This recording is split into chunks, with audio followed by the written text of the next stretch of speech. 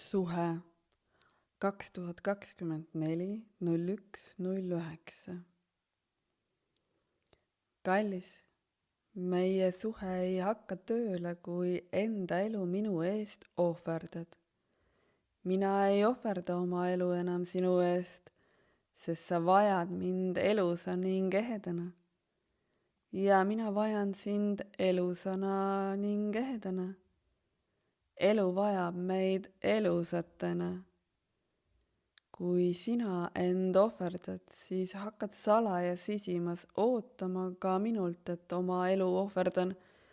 Ja nii ei põhineks meie suhe enam eluarmastusel, vaid hoopis selle ohverdamisel ning kannatusel. Ja lõpuks hakkaksime vaidlema ning ehk isegi võistlema, et kes rohkem elu kahjustab. Ja kõige selle käigus me ei armastaks. Lähme ette tulevatest raskustest läbi elutervetena nii, et meist ei saa elu ohvreid. Meie südamed lihtsalt kuuluvad kokku. Me tuleme alati kokku, ka siis, kui elu meid näiliselt laiali pillutab. Meis mõlemas on otseühendus eluga. Ja elu juhatab.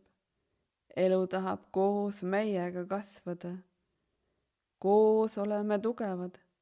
Elu lubamine ning kuulamine saab toimuda vaid siis, kui me seda iseenda sees ei ohverda. Vaid siis, kui elus hing ise sügaval minu ja sinu sees valib meie südamed ühendada. Elu on siin.